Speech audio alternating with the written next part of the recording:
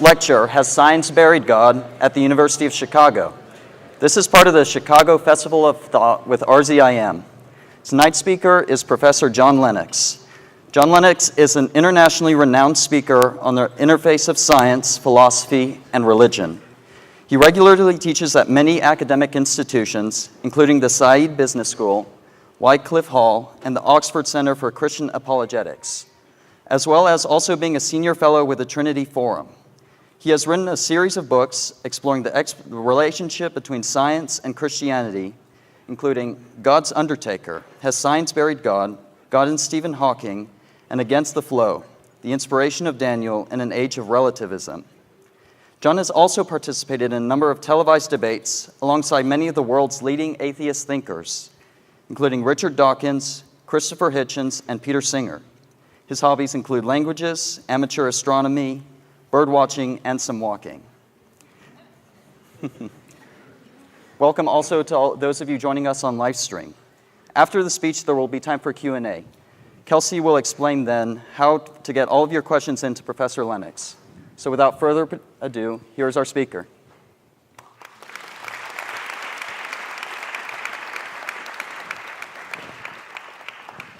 Well, ladies and gentlemen, thank you very much for inviting me to this illustrious university.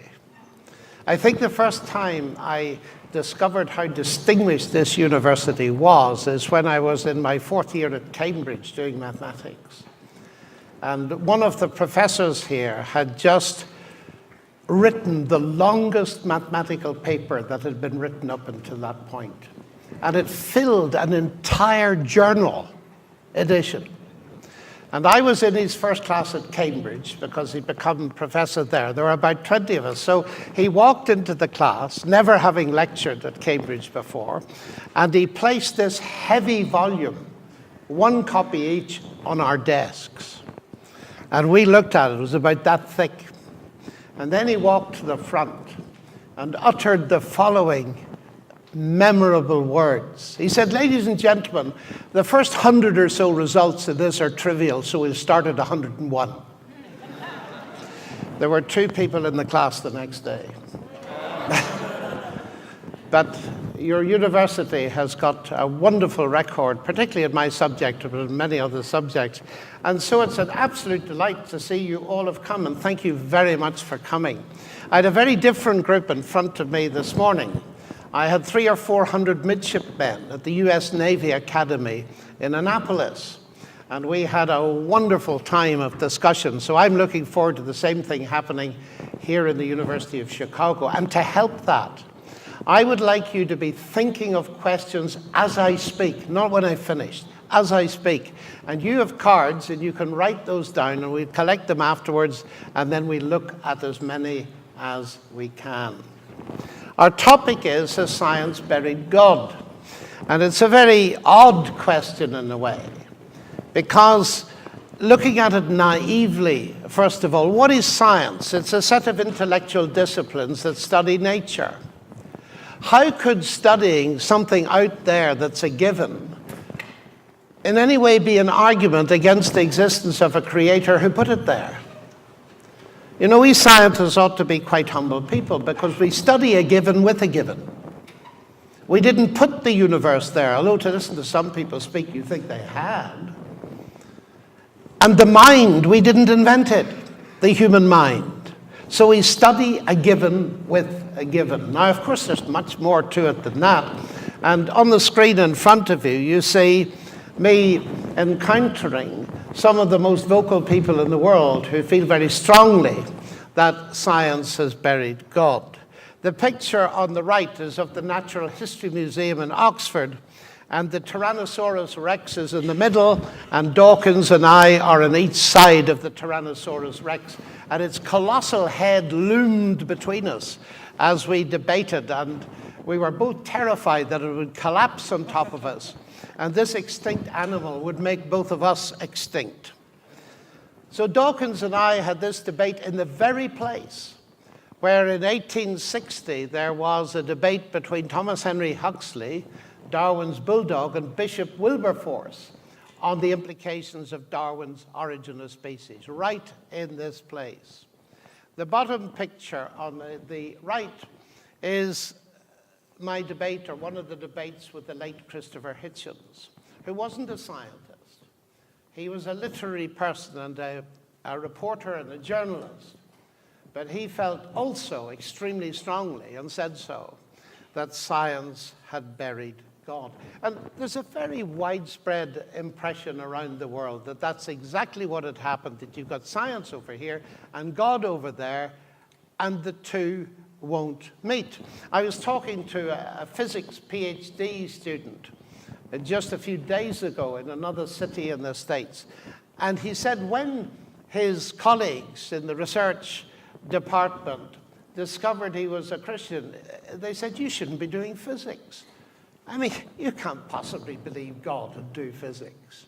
And so we had quite a discussion about that, because what I'm going to suggest to you is not only has science not buried God, but faith in God and faith in science sit very closely together. But the fundamental point is the conflict isn't between science and God at all. It is easy to see that. There are two Nobel Prize winners in physics. Perhaps another one is going to arise from this room.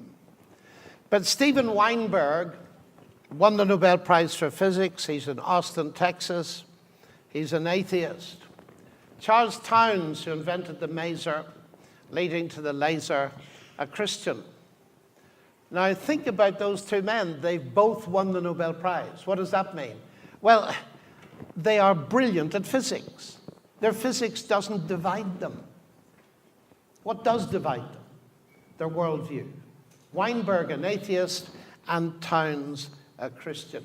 So what I want to suggest to you, in order to help you navigate your way through this debate, is the first thing to take on board is it's not a simplistic conflict between science and religion, or you would expect every Nobel Prize winner to be an atheist. Perhaps you didn't realize that between the years 1900 and 2000, over 65% of Nobel Prize winners believed in God. That shows you that the problem lies elsewhere, and it's a very real one. It's a conflict between, for our purposes tonight, atheism on the one side and theism, in my case, Christian theism, on the other. So, looking at these two worldviews, they distinguish themselves by the way in which they answer the big questions. And one of the biggest questions is, what is ultimate reality? What is the really real? And on the atheist side, or the naturalist side, the universe is all that exists, or the multiverse. There's no transcendence. On the theistic side, the universe is not all that exists.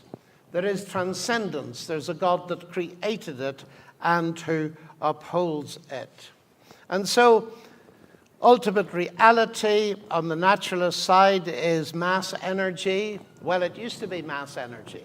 Now it's got even more interesting because it has been reduced to a quantum vacuum, and Lawrence Krauss goes even further. Ultimate reality is now nothing.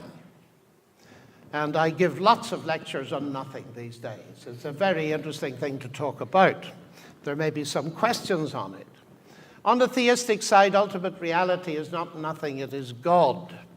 And it's not the universe either. Now, these have implications for something that's going to be central to our discussion, and that is, what do we mean by explanation? In particular, what do we mean by scientific explanation? Now, if you're a naturalist and there's no transcendence, by definition, all explanation must be bottom up. Putting that another way, all explanation must be reductionist. You must be able to reduce everything to physics and chemistry. But on the theistic side, both directions of explanation are possible. There's bottom up and there is top down. Of course, on the naturalist side, the claim is that the universe gives no evidence of God. And on the theistic, certainly on the Christian side, the universe does give evidence of God. So to sum up, we've two conflicting worldviews, and there are scientists on both sides. So what's the real question? Well, the real question, as I understand it, is where does science fit? Does it lead to naturalism?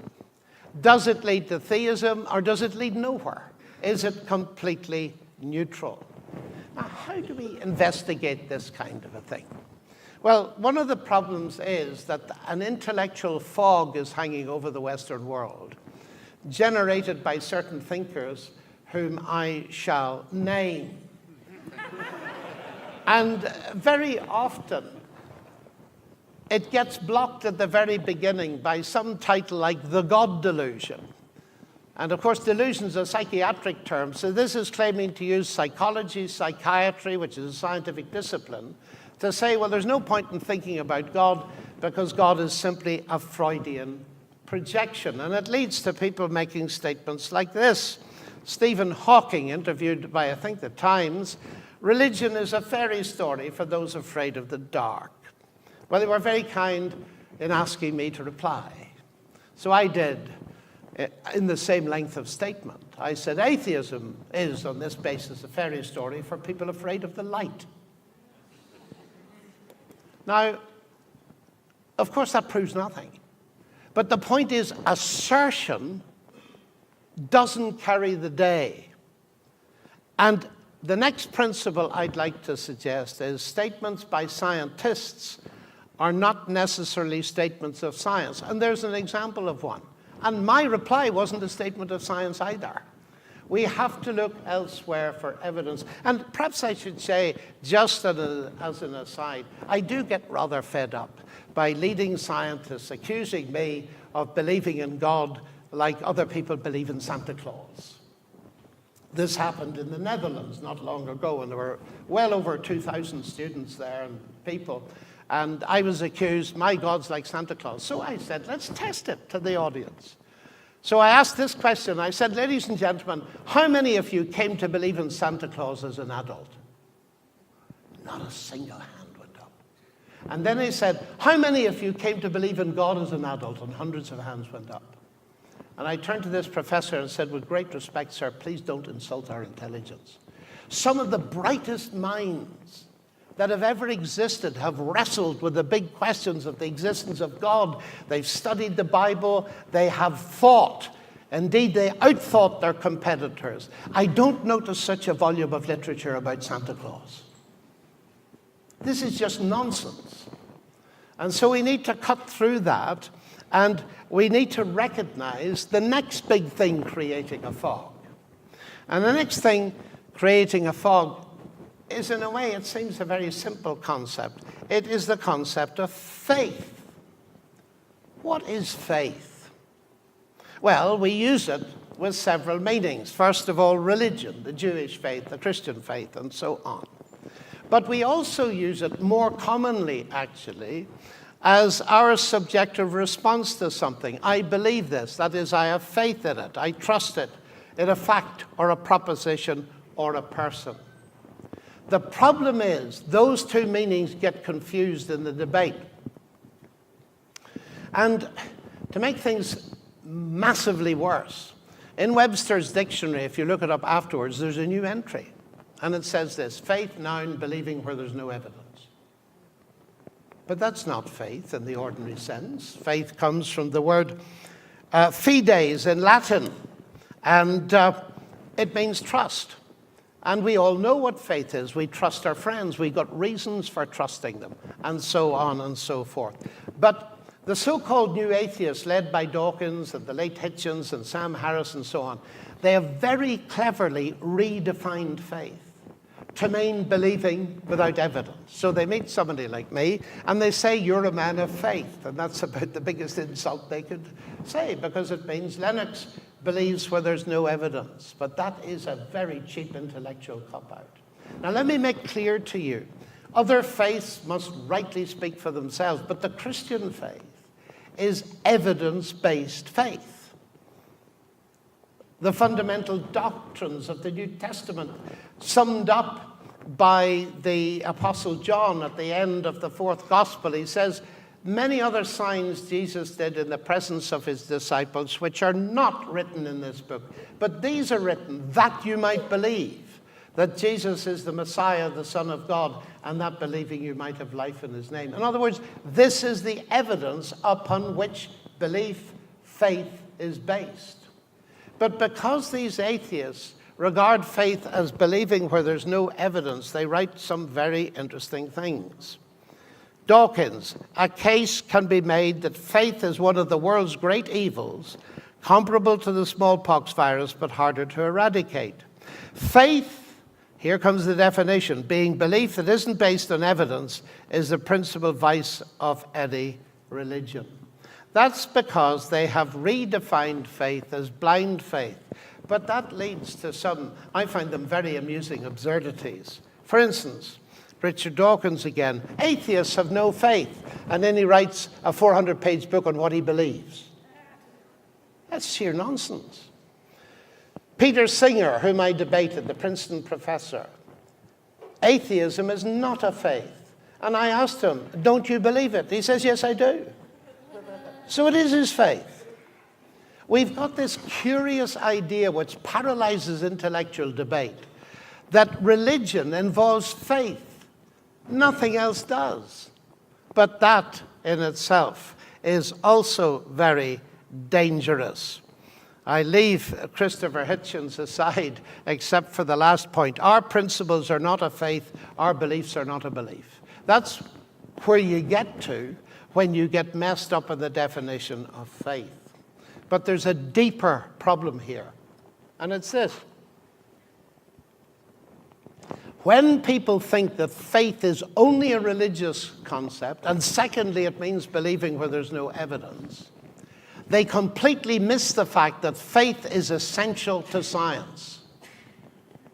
And indeed, what we find with these people that say they have no faith is almost an unlimited faith in the power of science to answer every question.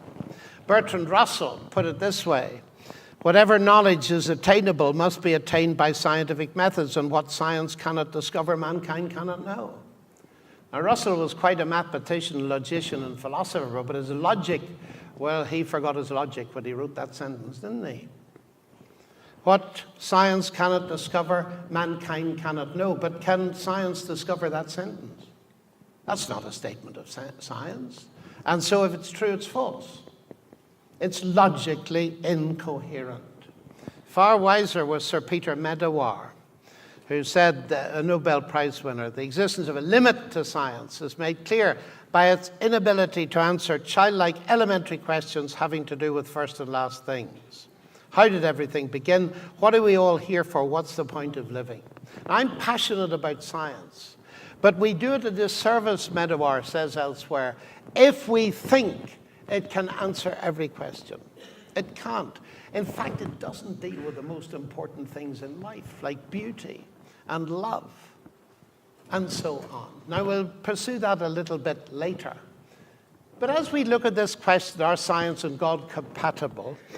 We need to ask, what are the sources of evidence? Now, I'm a mathematician, and people often challenge me to prove the existence of God. And here we run up against another ambiguity, the meaning of the word proof. As a pure mathematician, go back to Euclid, if ever you did go back that far, and think of the axiomatic method. Start with these axioms, use that logic, and come to these conclusions. That kind of proof you do not get in any other branch of science, let alone any other intellectual discipline. In physics, chemistry, engineering, all these other disciplines, we can't speak of mathematical proof, but we can speak of evidence. We can speak of powerful evidence that gets us beyond reasonable doubt. And that doesn't mean it's weak. I trusted an A380 to get me to Washington exactly a week ago. I couldn't prove to you mathematically that it would get me there, but I risked my life on it, didn't I? I couldn't prove to you mathematically that my wife, to whom I've been married, the same one, for 48 years, loves me. But I'd stake my life on it. In other words, we can stake very big things on proof that's not absolutely mathematically watertight. We do that all the time. And we need to understand that that is true. Now, in that spirit, let's ask ourselves, where would we get evidence from? And I'm going to suggest that evidence comes from three major sources. First of all, the history of science. Secondly, the nature and philosophy of science. And thirdly, the results of science. I said a moment ago that scientists are believers, not necessarily in God, of course, but they believe in science. That is, they believe science can be done. That is, they believe in the rational intelligibility of the universe. That is, they believe in the mathematical intelligibility of the universe. And the interesting thing is, look back in history, if you can, to the time of the early pioneers of modern science. They all believed in God. Kepler, Galileo, Newton, all were believers in God. Did that hinder their science? No, it was the motor that drove it. And C.S. Lewis put it beautifully when he said men became scientific because they expected law in nature, and they expected law in nature because they believed in a lawgiver. Now, this is the roots of science.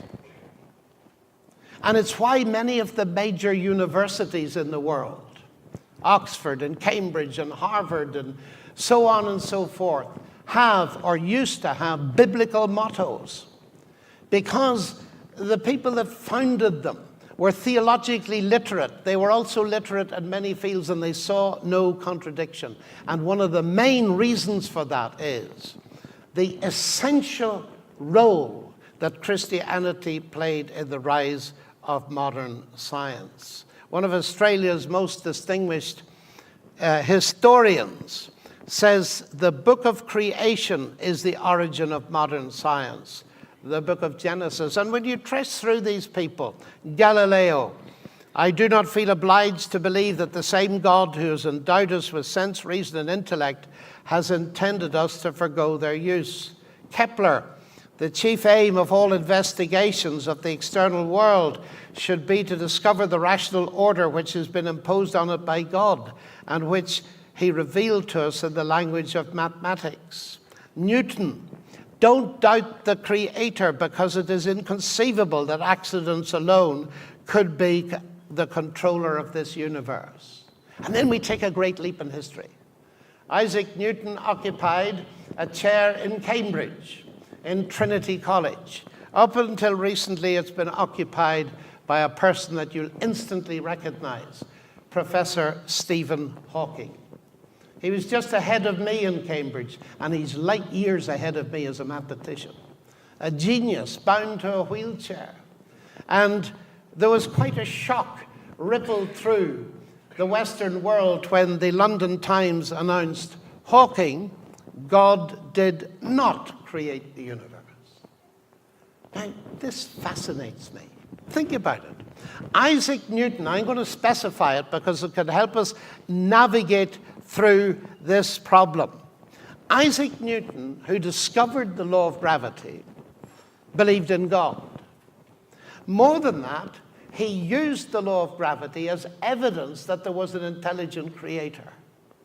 In the Principia Mathematica, the most famous and most brilliant book in the history of science, he expressed the hope that his book would help the thinking person to come to believe in a deity. Now, here's the interesting thing. Stephen Hawking, he uses gravity as a reason not to believe in God. The heart of his book, The Grand Design, which he co-authored with Leonard Mlodinow, says, because there is a law of gravity, the universe can and will create itself from nothing. Now, I find this intriguing. Newton uses gravity to believe in God. Hawking uses gravity to deny God. Well, what do we do now? We think. And we ask ourselves the question, how do we get from Newton's theism to Hawking's atheism? And I want to suggest there are two major reasons. The first one has occurred to me only in the past few years. The second one occurred to me a long time ago. The first one may surprise you. Stephen Hawking, you see, quite directly says to people, you must choose between science and God. Now, I know the power of the pressure Stephen Hawking hasn't yet won the Nobel Prize. I hope Hawking radiation is discovered and he wins it. But when I was your age, 19 or so, I was at Cambridge, and one night we had dinner, and I found myself meeting my first Nobel Prize winner. Never met one before. And of course, I, as a student, was in absolute awe. But still, I decided I would enter into conversation with him. And since he thought so much about the universe, I thought I'd ask him one or two of these big questions. And he didn't like it at all. And at the end of the dinner, he said, "Lennox, please come to my room at once." I thought, what's this? And he invited 3 other professors, no students. So I went to his study, and they set me in a chair, and they stood around me. And they said, "Lennox, do you want to make a career in science?" "Yes, sir." "Right, in front of witnesses tonight, you give up your infantile belief in God. Because if you carry on with that, it's going to cripple you. Your peers are going to reject you. You'll never make it. Give it up." That's pressure, ladies and gentlemen. I'd never known anything like it, but I'm so glad it happened. Because somehow I got the courage, I believe, from God to say, "Sir, what would you offer me that's better than what I've got?" And he said, "Well, the theories of Bergson." Well, I knew about them, fortunately. And I listened to him for a couple of minutes, and I said, "Sir, I'm sorry, but I'm going to stick with what I've got and take the risk." And so now, many young people, I wrote a book, God and Stephen Hawking. Why did I write it? Because a young person in Ireland was driving along the road in his car and saw this "Hawking says there's no God" that you saw a moment ago. And he nearly crashed the car. He was a Christian. And his thought was, if Stephen Hawking says there's no God, who am I to say there is? The pressure is enormous. You've got to choose between God and science. You can't have both. So I decided I'm going to investigate what's going on here. And the first thing I discovered is Hawking doesn't mean the same thing when he uses the term God as I do. What Hawking is thinking of is like the Greek god of lightning. That is a kind of god of the gaps, as we call them. You know, I can't explain it, therefore God did it. And the ancients couldn't understand lightning, so they postulated a god. And you just do one class on atmospheric physics at Chicago, and that god disappears, you see. Science has done a great job in burying a whole lot of gods. But you see, and you see what God of the Gaps is from this marvelous cartoon. There are 2 scientists there at a blackboard, and there's a very complex equation on the left, a very complex equation on the right, and in the middle he's written, "Then a miracle occurs." And one scientist says to the other, "I think you should be more explicit here in step 2. Now, that is the opinion of many people, that we're simply pushing God into the gaps in our knowledge. We don't yet know how this works. So we say God did it. But a bit more science, and God gets squeezed out until he disappears like the smile on the face of a Cheshire cat. Isn't that what happens? Oh, sorry, I didn't show you the slide, but there it is. Okay. Now, I want you to follow the logic of this. What suddenly occurred to me is this: that if you define God as Hawking does, as Dawkins does, to be the explanation for what science has not yet explained, then of course you have to choose between science and God, because that's the way you've defined God. Do you get that? You've actually defined God in opposition to science. So no doubt you have to choose between the two. But you see, the God of the Bible is not a God of the gaps. Any of you, I'm sure some of you at least, have read the first statement in the Bible. It goes like this: in the beginning, God created the bits of the universe we don't yet understand. Well, of course it doesn't say that. But that's the view. What it says is God created the heavens and the earth. That's a Hebrew merism, meaning heavens and earth are two extremes. God is the creator of the whole show. And that's very different. He's the creator of the bits we do understand, the bits we don't. But note this.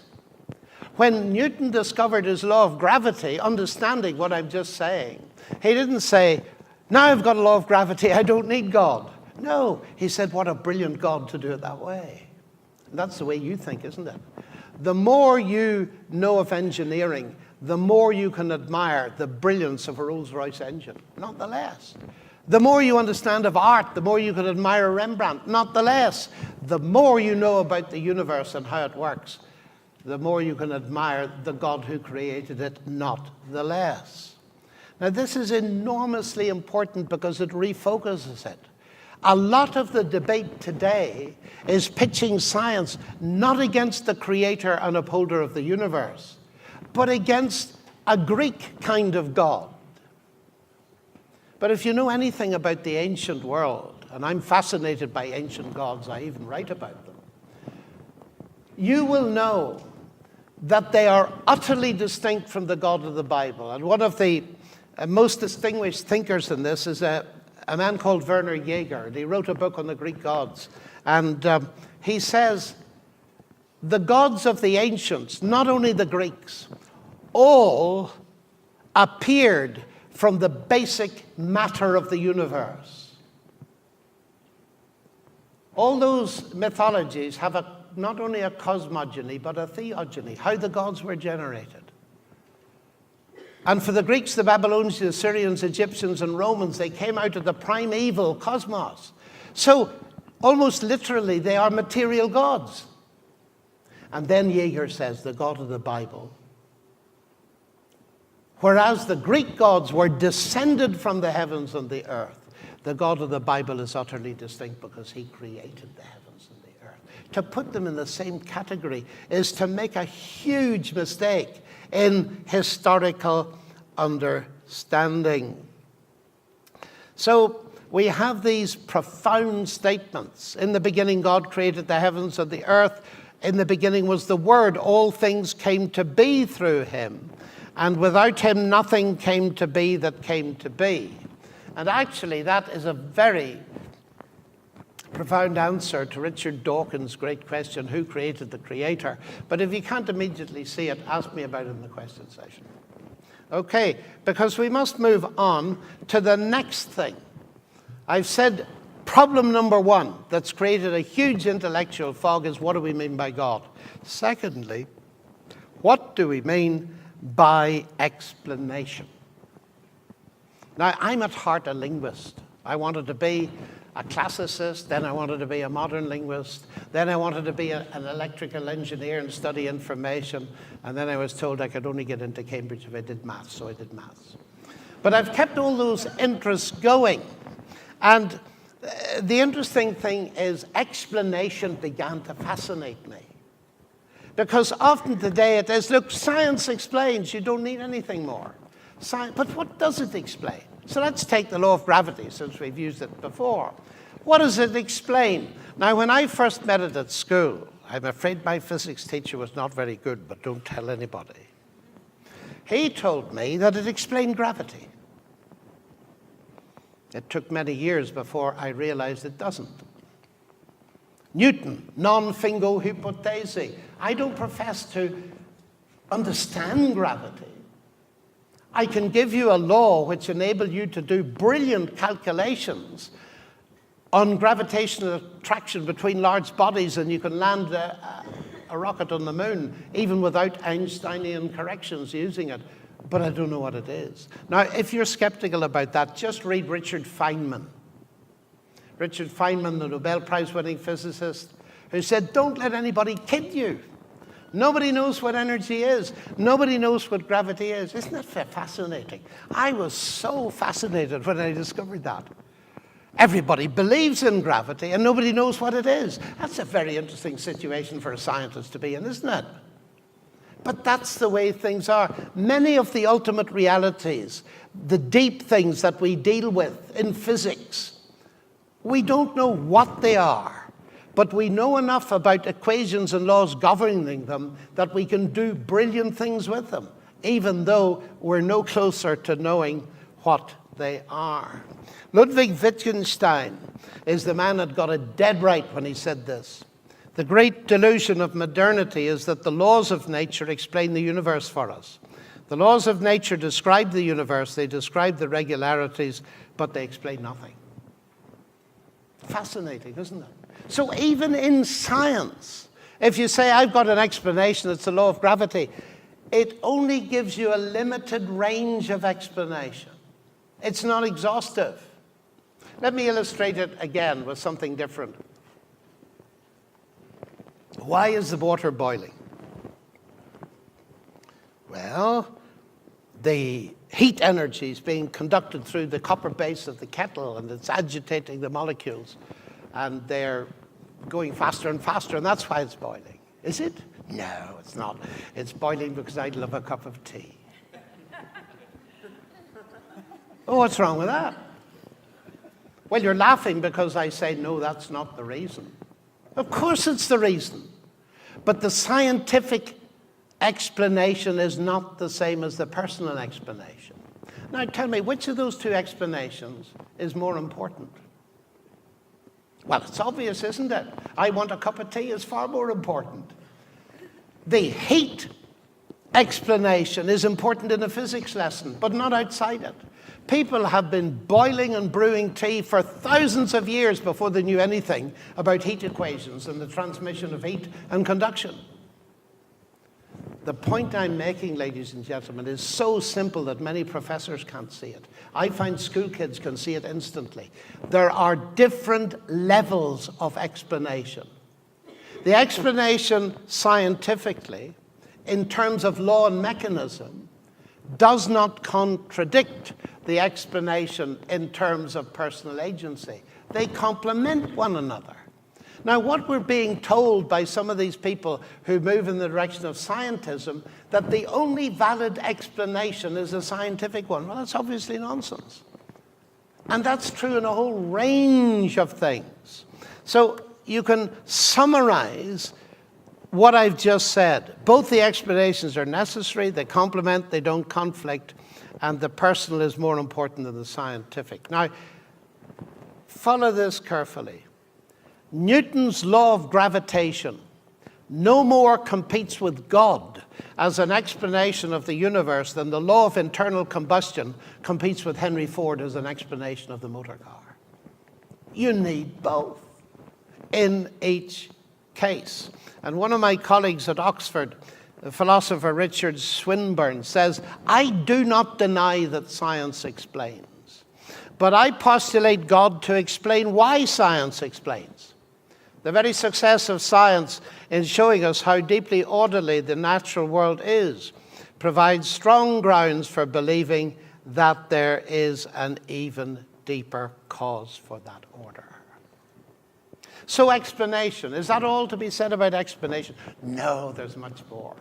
And now it gets very interesting because, again, I was taught in early science lessons that explanation to be valid must always proceed from the simple to the complex.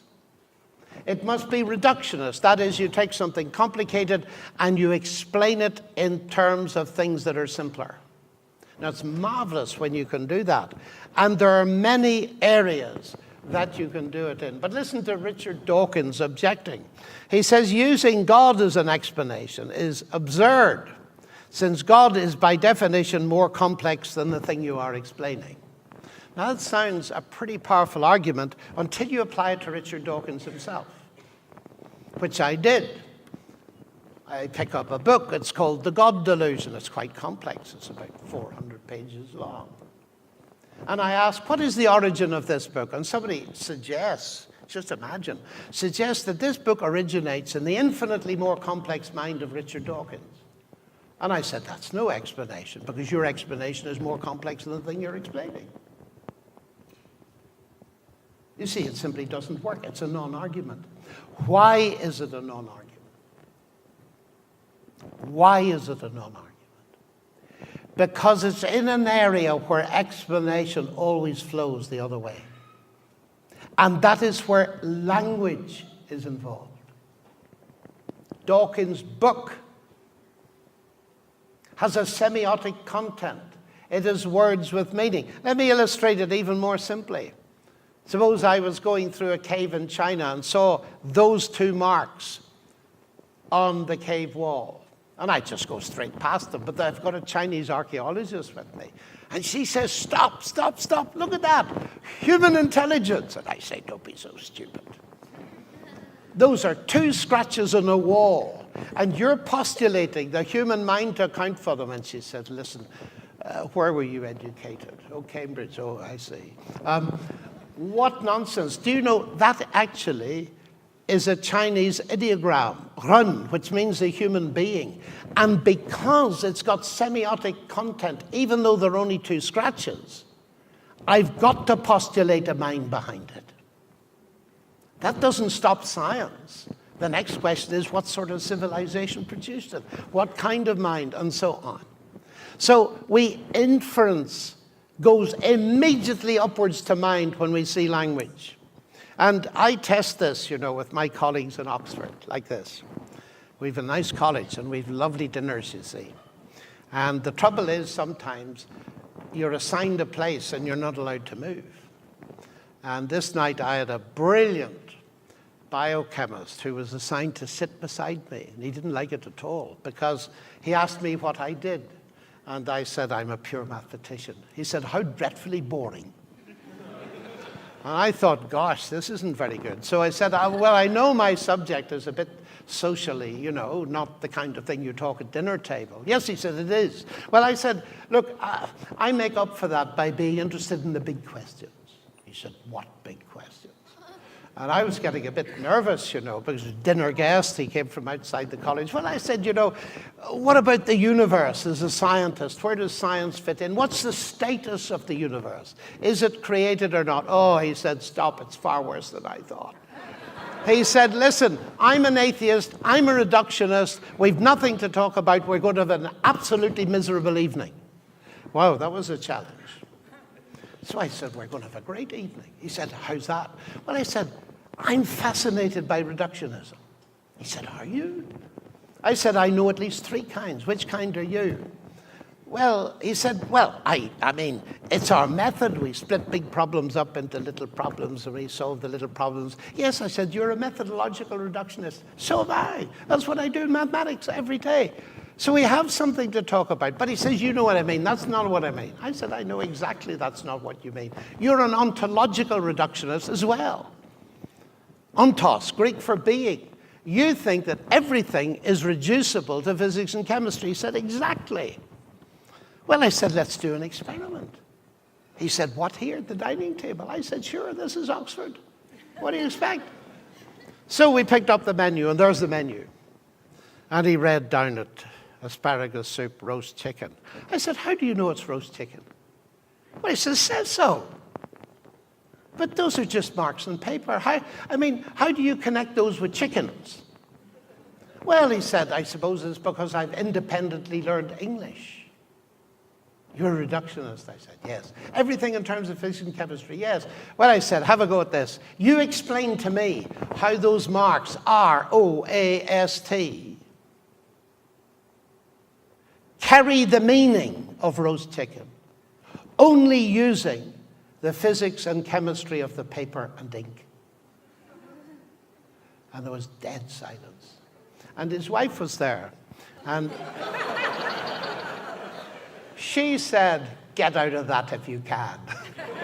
But, he wouldn't mind me telling you this because the honesty of his reply absolutely stunned me. He said, John, he was getting friendly now, you could see. For 40 years, I've gone into my lab in Oxford thinking that could be done. I was just devastated. He said, it can't be done. But I said, physics and chemistry have only been going a few hundred years. He said, it doesn't matter. It's not within the explanatory power of physics and chemistry to cope with meaning. You've got to postulate a mind. I nearly said to him, you mean a mind of the gaps? But it isn't, you see. Postulating a mind is making an inference to the best explanation. A mind is a better explanation for a menu than unguided natural processes, isn't it? But now here came the hard bit, because you see, this man was an expert in this stuff. Do you recognize that? That constitutes, amongst other things, the longest word we've ever discovered. 3.5 billion letters long. So, of course, being an innocent abroad, I started to ask more questions. Here's a word, and we use computer language to describe it as semiotic. It codes for something, for proteins. So I asked him about this. What about this? What's behind this, ultimately? Well, he said, only chance and necessity. I said, what? You mean chance and the laws of nature? He said, absolutely. I said, why didn't you say that about roast chicken? You see, a 5-letter word, and you postulate intelligence. You see a 3.5 billion letter word, and you postulate chance and necessity. What's going on, ladies and gentlemen? Now, that's apart from all natural processes that may or may not have been involved. You're looking at it in a way like a black box, and stamped all over it is semiotics and mind. Now, my final point is this. C.S. Lewis drew my attention to this. He says we've done brilliant science by thinking, but we haven't done enough thinking about thinking. So let's think about thinking. You think of what mathematics has done. In these wonderful equations that give us a handle on so many disparate fields. And Einstein, the great genius, once said, the only incomprehensible thing about the universe is that it is comprehensible. He was clever enough to see, as was Wigner, who won the Nobel Prize, that there's something odd. And Wigner wrote, the enormous usefulness of mathematics is something bordering on the mysterious. There's no rational explanation for it. The miracle of the appropriateness of the language of mathematics for the formulations of the laws of physics is a wonderful gift which we neither understand nor deserve. Is he right? Is mathematics unreasonably effective? I want to argue that it is if you're a naturalist, but it's not if you're a theist. Now, I was taught quantum mechanics by Professor Sir John Polkinghorne. And in his books, he is careful to point out that physics cannot explain its fundamental beliefs, notice the word belief, in the mathematical intelligibility of the universe, for the very simple reason that you need to believe the universe is mathematically intelligible before you start doing any physics at all. It's an absolute fundamental of your faith as a physicist. So let me build on the story of the menu to come laterally at it in a way that I have devised recently to have an interesting conversation with colleagues. I asked them what they do science with. And of course they say, well, I've got $1 billion cyclotron. I said, I don't mean that. I mean, oh, they say, you mean? And they're about to say my mind, where they remember there's no such thing as the mind. So they say, my brain. Well, I say, yes, I actually think the mind story and the brain story are different, but we'll not go down that path. I'll accept for the moment what you say. You do science with your brain. Yes. I said, that's very interesting. Tell me about the brain. And they're all ready to give me a very long story, but I say, I want the short story. When you focus down, tell me about the brain. Well, he said, in the end, we got to face it, the brain is the end product of a series of mindless, unguided processes. And I then look at them and say, and you trust it? And you trust it? Tell me, if you knew your computer was the end product of a series of mindless, unguided processes, would you trust it? And of course, they immediately say no. I said, why do you trust this? And they say, what are you getting at? Well, I said, what I'm getting at is Darwin's doubt. Have you ever heard of Darwin's doubt?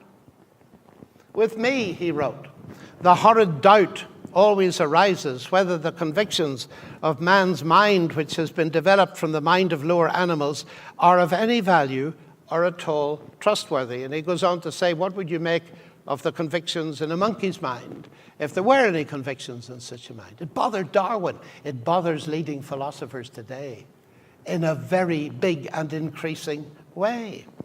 Because, you see, the problem here is that, as Alvin Plantinga put it, one of the world's most distinguished philosophers, he's a Christian, and was at Notre Dame. If Dawkins is right that we are the product of mindless, unguided natural processes, then he has given us strong reason to doubt the reliability of human cognitive faculties, and therefore inevitably to doubt the validity of any belief that they produce, including Dawkins' own atheism.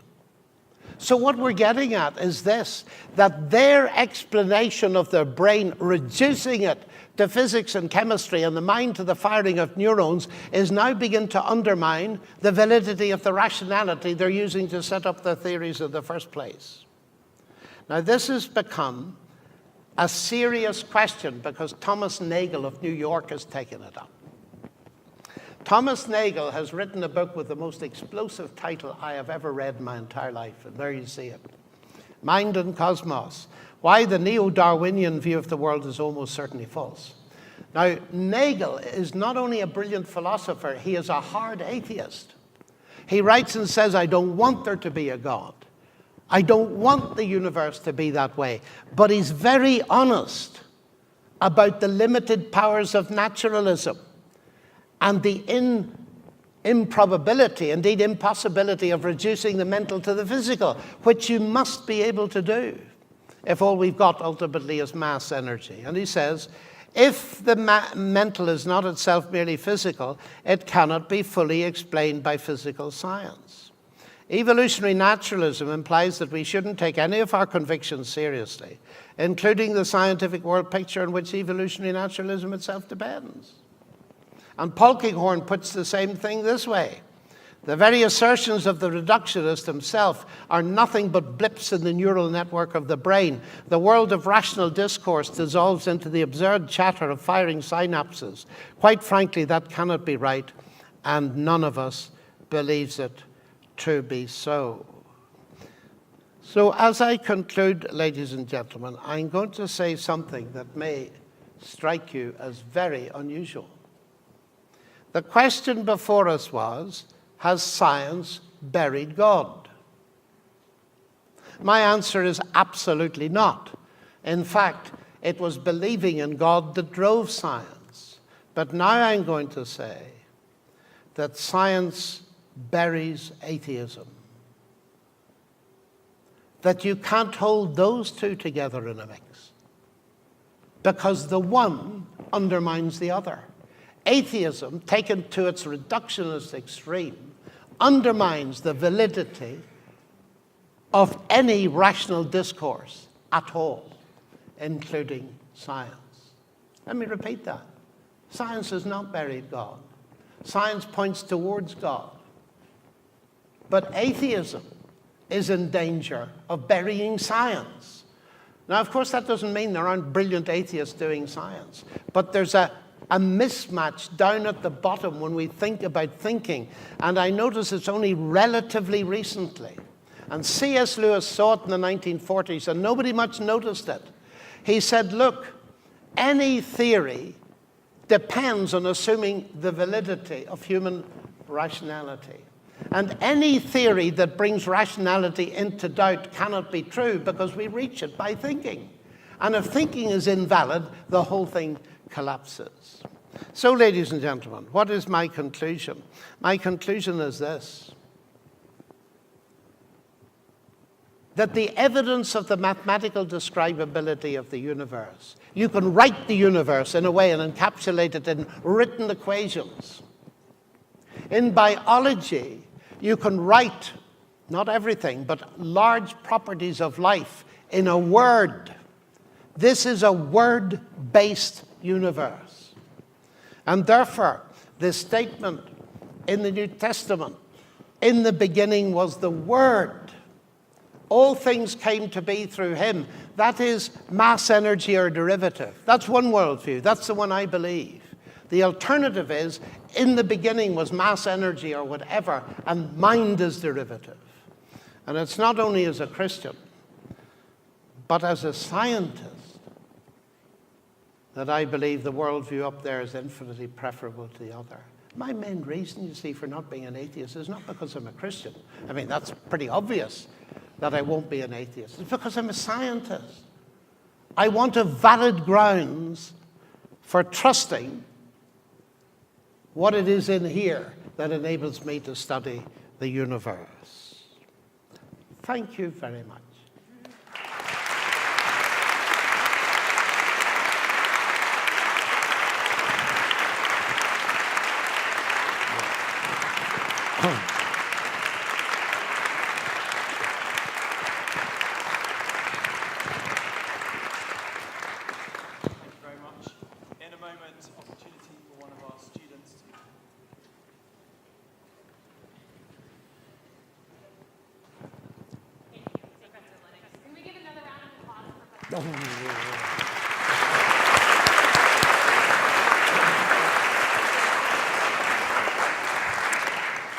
So as Professor Lennox mentioned at the beginning of the question, you should all have gotten a comment card on your seat. Hopefully during the talk you were filling out questions. What we would like to do now is take a few moments to let you gather your thoughts and collect those questions, and then we're going to move into our Q&A section. What we're going to do here is alternate questions between this audience that has been written on the card and will be collected, which we'll give to Professor Lennox, as well as questions from our Twitter feed from the live simulcast.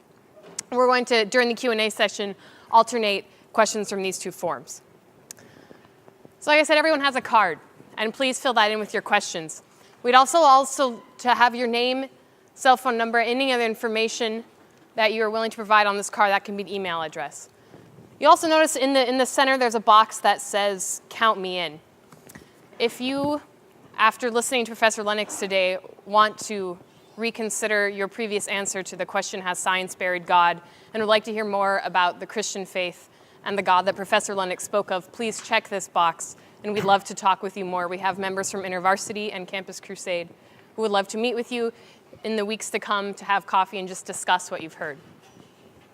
So in the next few moments, as you fill out your questions, Professor Lennox, if you don't mind, I have a question for you. Okay, and please write so as I can read. And remember, I'm old and my eyesight is getting dim. So write clearly and try to write briefly so that we can get through as many as possible. Okay? Great. So fill those out and we'll have them collected. In the meantime, I will ask my question. Oh, you're going to ask yours Yes. now? Okay. So you spoke about science and God and atheism and theism. And you said that science and God can coexist.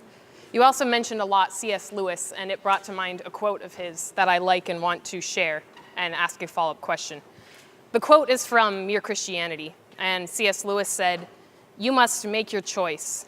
Either Jesus was and is the Son of God, or else a madman or something worse. Let us not come with any patronizing nonsense about his being a great human teacher. He has not left that open to us, and he did not intend to." So in your talk, you said science and God can exist together. Perhaps not atheism and theism, but science and God. My question is then, do you agree with C.S. Lewis's statement that one is forced to choose between the Jesus of Nazareth, either as Lord and Savior or as a madman, or can one let the question be at rest and not choose? Well, my response to that is that this is a question that goes beyond this lecture. Because what I have tried to establish is that science and God are perfectly compatible. But once we begin to talk about Christ, we're talking about Christianity. We're talking about historical specifics. And you cannot get that from science. And so that opens up a whole new field. You need evidence of a different kind. And what I'm going to do, if you don't mind, because the questions are now pouring in, I'm going to come to that question because it's so important later on in the Q&A, if I may do that. Yes. And we'll look at some of these questions which are, let's have a quick, right, now we've got plenty. Let me just have a quick glance so as we can put them in some sort of sensible order.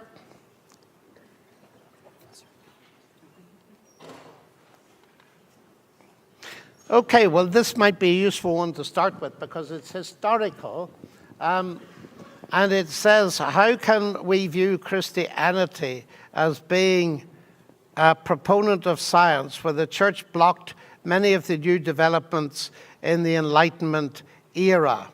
And of course, they're thinking of Galileo and the idea that the world is flat, and et cetera, et cetera, et cetera. That's an important question. And questions about history can usually be cleared up by studying history. And I'm just going to give you the one example of Galileo, because it's commonly supposed that the church was obscurantis, persecuted poor old Galileo, who was an atheist and so on. And that shows us that science is at war with religion. Well, firstly, Galileo was a believer in God. I quoted him in God there. And he never stopped believing in God. He also believed in Scripture. Secondly, it wasn't the Roman Catholic Church that first attacked Galileo. It was the Italian philosophers. And why did they do that? Because he was raising questions about Aristotle. Aristotle's view that the earth didn't move had dominated European thought for centuries. The mistake the church made was it jumped on the bandwagon and it found verses in the Bible to support Aristotle. God has set the earth on its pillars, that it should not be moved. There you are, they say the Bible agrees with Aristotle. But you see, Galileo was challenging Aristotle. So the philosophers hit him first, the church hit him second. That's point number one. He was questioning a reigning scientific paradigm. All right? Secondly, he was a silly man, because he had befriended the man who became Pope, but then he wrote a book and he put the view of the Pope, that is the Aristotelian view, into the mouth of a character he called Simplicius, the fool. Well, that wasn't very good PR with the Vatican. Next, he wrote in Italian and insisted on it when everybody knew that scholars must write in Latin. People didn't like that either. So he made himself thoroughly unpopular. But historians of science are agreed on this. You must not use the story of Galileo to illustrate a war between science and religion, because it doesn't. And actually, Galileo was put under house arrest in a delightful villa. He was never persecuted, tortured, or anything else. And it's interesting that, because the other great debate that happened in the Natural History Museum between Wilberforce and Huxley is likewise a caricature. The ignorant bishop using theological arguments against the brilliant scientist Huxley. But if you read, as I have, the whole debate, Bishop Wilberforce was a brilliant amateur naturalist. And Darwin said he's found all the weaknesses in my theory. He says near the beginning, I'm not going to use biblical arguments. I'm going to use scientific arguments in this. So you analyze it and you find it doesn't establish the idea of a war between science and Christianity. Now, where I will agree with the questioner is this. There's not the slightest excuse for doing what was done to Galileo or anybody else. That's clear. But that it doesn't fit in to the kind of paradigm God against science is very well established by historians. Read John Henley Brooke or Peter, what's his name, who was the professor afterwards. Gosh, you'll have to stay at what's his name because I've forgotten anymore. Now, is your evidence-based faith falsifiable by any historical or scientific discovery? Of course it is. Of course it is. I wouldn't take Christianity very seriously if it wasn't falsifiable, because it makes claims about space-time and history. For instance, let me take a simple one. In the beginning, God created the heavens and the earth. We don't think about that these days, but I did in the 1960s. You know, I existed in the 1960s. Would you believe that? at the same time as John Lennon. But I'm not John Lennon. As you say, I'm John Lennox. But that's another story. In the 1960s, there was a startling discovery made, a little bit earlier than that, because it was beginning, within cosmology, there was beginning to be stronger and stronger evidence that there was a beginning to space-time. The shift of the galaxies, the redshift, the expansion of the universe, and then finally the Nobel Prize-winning discovery of the microwave background. Now, do you know what happened? Well, you don't. You weren't there. It was in England in the 1960s. When it was suggested that we're being forced in science to believe in a beginning to space-time, it was resisted at the highest scientific level. The following editorial appeared in Nature. John Maddox, editor. We must not go down the route of believing in a beginning to space-time. Why? Because it'll give too much leverage to people who believe the Bible. The greatest advance in cosmology in the 20th century was resisted because it paralleled what the Bible had been saying for thousands of years. And I was once in a very famous laboratory, which I cannot name, with some very distinguished scientists whom I also cannot name. And we were discussing this. And I made a statement, in the beginning, God created the heavens and the earth. And a professor, very eminent one, interrupted me. And he said, look, a professor of physics, he said, Professor Lennox, please tell us you were joking when you said the Bible had something to say about science, because it's not a textbook of science. Well, I said, you're right about the second thing. It's not a textbook of science. I have never, ever taught calculus from the book of Leviticus. But I said, the mistake you're making is, although it's pre-modern scientific by definition, it was written centuries ago, it has a certain limited number of statements about the same universe you study. And one of them is, in the beginning, God created the heavens and the earth. That's talking about the universe you study. Now I said, may I make a gentle suggestion? If you had taken the biblical worldview more seriously, you could have made a testable prediction on the basis of it. In other words, you could have looked for evidence before you did that there was a beginning to space-time. But because you were so pressured by Aristotelianism, you left it until the 20th century to do it. So what am I claiming? I'm claiming here's a statement, in the beginning, there was a beginning, that's testable. We can decide whether it's true or not. Now, I know science moves and so on, but I do believe, with most of my fellow scientists, I'm a critical realist. There is truth out there. It can be accessed. We're not quite there yet, but we're getting nearer and nearer to it. So it is important to realize that it is falsifiable. The central claim of Christianity is that Jesus rose physically from the dead. Well, if he's found in a cave somewhere with details and all the rest of it, then you would have to seriously question that belief. Falsifiability, of course, is important, as is testability, but I'll come to that a little bit later. Right. Now, there's one question, two questions. Let's see.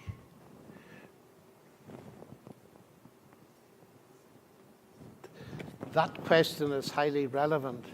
Gosh, there are about 100 questions now. Right, there's 3 questions on the same topic. I bet there are about 10 more.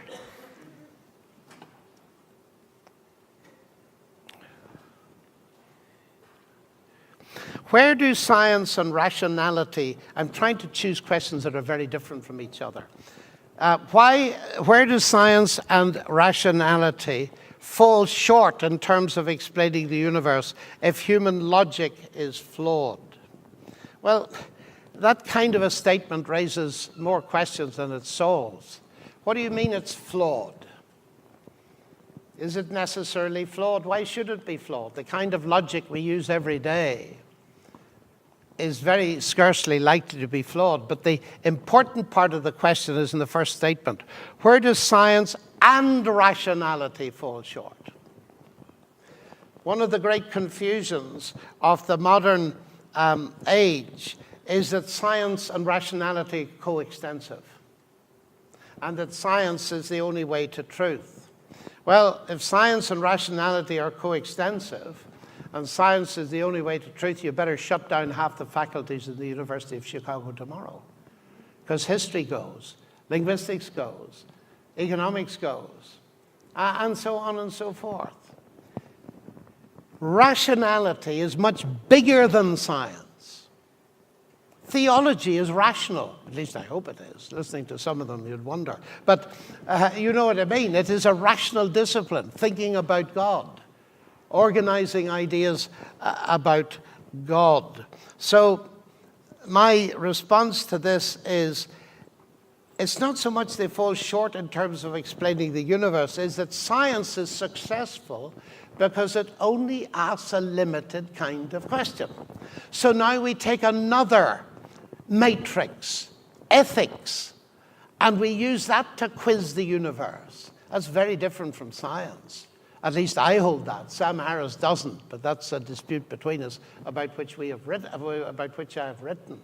That yields other things. Ethics is a rational discipline, theology and so on. And what I'm saying to you is this: our exploration of the universe in terms of science is not in terms of science. It's in terms of sciences, which are a set of disciplines. But then we must go beyond them. We've got to add history in. We're not just studying what happens at the moment in terms of empirical science and experimentation. We have historical science. What happened in the past? You can't repeat it in the laboratory. You've got to make an inference to the best explanation as to what happened, and so on. So the next thing is there a higher category or another category? What do I mean by that? Science, literature, art, they're all explorations of the universe by the human mind. Is there anything else? If there is a God behind the universe, could it be that if he is the Word, he speaks and communicates? That's what we call revelation. Now, please, don't take the foolish way out and say revelation is opposed to reason, like Richard Dawkins. We trust in reason, not in holy books, as if you could read a holy book without using your reason. I mean, that's just plain silly. The point is, and here I may speak as a Christian, is that what I claim is there are two sources of evidence about the universe, and on both of them we use our reason. The one is the natural world, the book of God's world, as Francis Bacon put it. And the book of God's word, it claims to be revelation, God speaking to us. Now let me give you a lower level illustration. Suppose you want to get to know me. Why you'd ever want to do that, I don't know. But suppose you did. Well, you could put me on a table here and inside a scanning, tunneling microscope. You could do CAT scans up and down until your head was silly and you could study them. Would you get to know me? No. The only way you'll get to know me is if I reveal myself to you. Isn't that right? Now, tell me, when I start revealing myself to you, which is usually done by speech, do you shut your reason off? Well, of course not. You use your reason to see if I'm making sense. That's what you're doing now. Now, I hope I am. Could it be that God's done that? That instead of just leaving us to search for him, he has spoken into space-time. Now, of course, you may well be aware that the central claim of Christianity is that God has encoded himself into humanity in the person of Jesus Christ. And that's the central claim, that Christ is God incarnate, come to speak to us, to tell us what God is like in terms that we can understand. We're humans, he's human. Never merely human, never only human, but certainly human. So this business of rationality is important. We use it in every area, but we've got to expand our horizon. Now, of course, if you assume naturalism, then revelation by definition is nonsense. But you can lock yourself in a castle very easily that way. at university like this, it's a good thing to be open to the possibilities and listen, for example, to what Christianity says before you write it off. Now, let's see about this.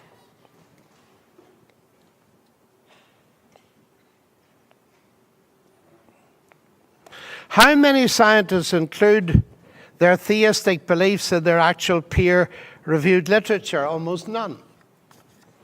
By definition, when I teach in the University of Oxford or anywhere else and get up to teach algebra, I don't write in the blackboard, "In the beginning God created the heavens and the earth," because I'm paid to teach mathematics. And when I write papers on mathematics, I don't include things about God because my subject doesn't relate to God. At any other level than the meta level, why I believe it can be done, but that's not what I'm writing a paper about. You see, what often we don't realize is that 99.999% of science isn't interested in this issue. It's discovering how this little bit works or where it fits in or why does that star pulsate and so on. Or what is this creature? It's not talking about God at all. And so there are very few, but there are many Christians who are scientists. Now, sometimes a scientist will put in front of a book Soli Deo Gloria. And that means only to the glory of God, which means they're dedicating the book like they might to their wife or their children. They do it to God. But God doesn't appear in the peer-reviewed articles. That does not mean that either A, that they don't believe in him, and it doesn't mean they're good arguments for him. It just means that it's not the concern of the particular paper on internal combustion that they happen to be writing at the moment. Does that make sense to you? Right. Where are we going to go now? There are 5 questions on the age of the earth. Who wants me to say something about the age of the earth? Put up your hands if you want me to say something about this. I've had 5 questions about it, so I'd better. The Genesis begins with a story, as you know. In the beginning, God created the heavens and the earth, and then there follows a sequence of days. Do you remember that bit? And one of the questions says, well, science says the exact opposite. It tells us that the earth is over 4 billion years old. The universe is about 13.7 or 7.5. I don't know what the yesterday's version was, but that kind of order of magnitude. And here's the Bible claiming that the universe and the earth are young. Does it? Does it? Now, let me make it very clear. I take Scripture extremely seriously. And it's because I take it seriously that I'm going to make a desperately provocative statement. I don't think it says anything about the age of the earth whatsoever. And why is that? Well, it's quite a simple argument, actually. In the beginning, God created the heavens and the earth. There are 2 introductory verses, and then you have a sequence of days. And God said, let there be light, day 1, and God said, day 2, and God said, day 3, and God said, 5, 6, and then and God rested. Yes? Each day then begins with and God said. The book does not begin with and God said. So in the beginning, God created the heavens and the earth is not day 1. That's the first thing to notice, simply from the text. Forget science altogether. We're looking at this seriously as a text and what it's claiming. Point number 2. The different past tenses in Hebrew bear different weights. The first 2 verses are in one past tense, and then it changes to the narrative tense for the days. What does that mean? Well, to be fair, I asked the professor of Hebrew at Cambridge, and I asked the professor of Hebrew at Oxford, and they agreed. And they told me that that means that the events recorded at the beginning occurred before the sequence of days. How long before? Bible doesn't say, so I'm not going to say. I believe it's as simple as that. Taking the language seriously as at what it says. Now, I understand people, and my heart goes out to them really, who are put under pressure sometimes in their churches. This is Christians. That if they don't accept a young earth interpretation of Genesis, they're not Christians at all. That is a very sad thing to do. Because for centuries there have been problems here. And I notice that among Christians who are like me, utterly convinced that there was a creation, that Christ pre-existed, that he became incarnate, that he did his miracles, that he rose from the dead, that he ascended, believe all those. People who believe all those, but they differ in Genesis 1. And I've written down about 25 different interpretations. The young earth one, by the way, comes from my home city in Ireland. I shouldn't have told you that, should I? But that's where it comes from. Where people disagree, who are men and women of equal conviction, you may be sure that it's not an easy matter. Now, just a word about the days, because I've got to stop in a minute or two. These days, people say, well, look, a day is a day is a day. It's a 24-hour day. Is it? Well, let me tell you, what is the first mention of day in Genesis? And God called the light day and the darkness he called night. What length is that? How long is that? It's less than 24 hours. It's 12 at the equator, isn't it? The very first mention of day in Genesis is not a 24-hour day. And that points out the multivalency of the word day. The second mention of the word day, evening and morning one day, which, although there's argument about it, is probably the way that Hebrews refer to what we call a 24-hour day. So that's number 2. And then day 7, there's no formula, and there was evening and morning day 7. Why is that? Well, people as far back as Augustine said, well, you see, God created and he rested from creating, but he hasn't started creating again. He's not been doing any creating since the beginning of creation. So that day's been very, very long indeed. It's lasted up until now. And I discover when I push people that most Christians believe that God is still resting from creation, but he's doing other things as well. He's redeeming people and so on. So there's another kind of day. And then finally, chapter 2, verse 4 says, in the day God created the earth and heaven, but it's translated into English by when, so we miss it. It's the word day. What day was that? The first? All 6? You know, in my young day at Cambridge, we had to be back in college at 11 o'clock at night. Can you believe that? Well, we did. Would you say to me, in your young day, was that Tuesday or Saturday? Don't be stupid. The word day is also an expression for an indefinite period of time in the past. So in Genesis 1 and 2, you have 4 meanings for the word day. Be very careful how you interpret it. Now, the crunch comes when we look even closer at the grammar. Because, you see, we read our English Bible, the first day, the second, the third, the fourth, the fifth, the sixth. That's what it doesn't say. It says either day 1 or a first day, day 2, day 3, day 4, day 5, the 6th day, the 7th. There's a definite article in Hebrew, hayom, the day. Now, if you were describing simply an ordinary earth week sometime in the past, you'd either use no article or all of them with the definite article. It doesn't. That opens up a whole new possibility. God speaks, something happens, day 1. God speaks again, something happens, day 2. How much space is there between the days? I don't know. It's clearly not an ordinary earth week. But it is parallel with an earth week.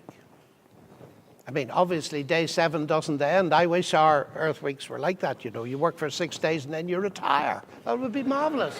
That would be absolutely marvelous. But people who try to draw straight lines, it doesn't work. Now, I must stop here on that. I have one more question to answer, to be fair to the noble lady who started us off.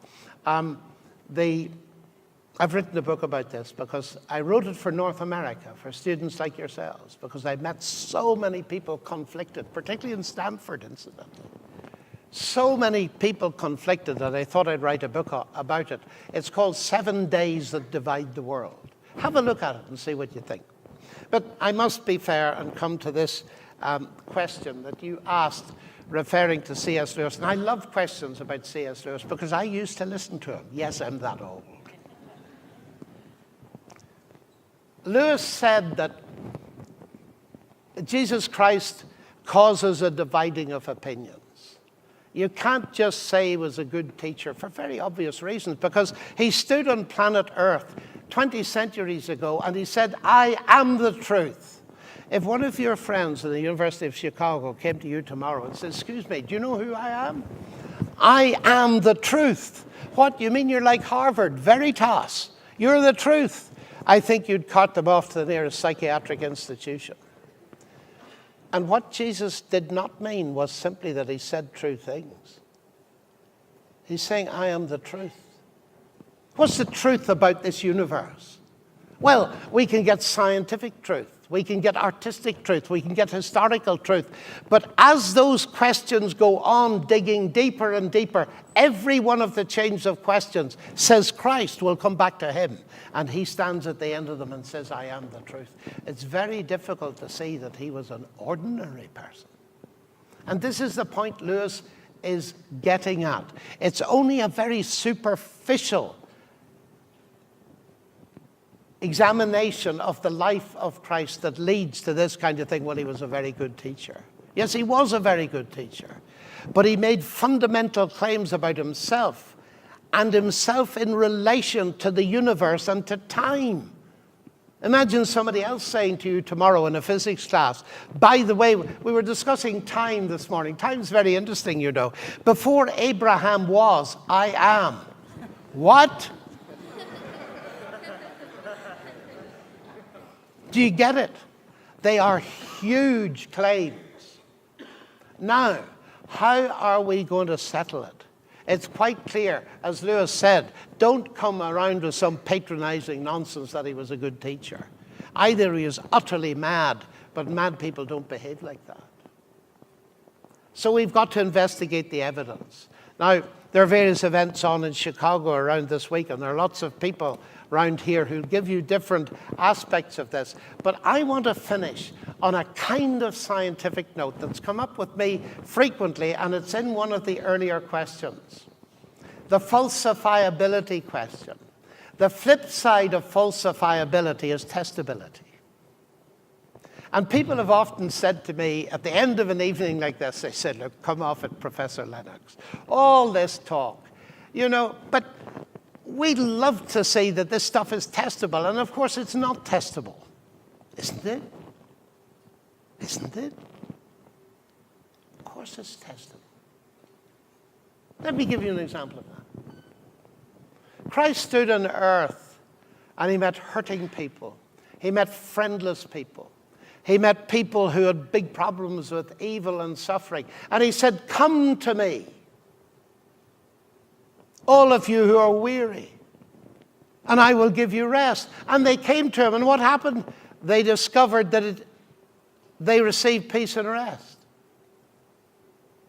And what Jesus Christ said to the ancient world, he says to you and me, he tells me straight that he is going to be the judge in the last day.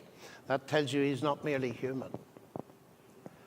And if I face the mess I've made in my own life and in the lives of others, and come to trust him as Savior and Lord, I'll receive what? Peace with God, forgiveness. You're sitting there. What about forgiveness and guilt? Are they a big issue? They're a huge issue among young people today. And Christ says he can give us forgiveness and peace. I meet so many people and they've no peace. I was speaking at Penn State, and I didn't know there was a young Chinese student listening to me. And I went then, I think it was Harvard, weeks later, maybe months. And after I'd finished an evening like this, on the balcony, this student stood up and he yelled to the crowd, look at me. And of course we were all staggered, you know, and I looked at him, he wanted me to look at him, and everybody looked at me. Look at me. And then he told us all, he said, I heard you speak at Penn State. My life was in a complete mess. I was falling apart. I had no hope. I was utterly miserable. And something you said resonated. And a few weeks later, I decided to commit my life to Christ. And he said, just look at me. And he was utterly radiant. And it said it all. Is Christianity testable? Of course it is. When I see young people and they're in despair and disillusionment, and I don't meet them for a while, they come back and I see a complete difference. What on earth happened to you? They may use language like, I met Jesus, or I trusted Christ, or I received, whatever language they use, it doesn't matter. When you see that not once, not twice, hundreds of times in your life, you begin to use your little logic and add 2 and 2 and get 4. There's something in this. It actually works. And in the end, I wouldn't do these lectures if I didn't believe that it actually works. Because I firmly believe, and you may not never have heard a science professor say this in your lives, I firmly believe that if you tonight feel that you're in that kind of a position and ready to make that sort of commitment, you can experience peace with God and forgiveness and new life before you leave this building. That's how I believe this whole stuff is. Science only gets you so far. Then you must get much more specific. Because, ladies and gentlemen, God is not a theory. He's a person. And getting to know a person is a much bigger and, in the end, an infinitely more satisfying thing than getting to know a theory. Thank you so much for listening, and goodbye.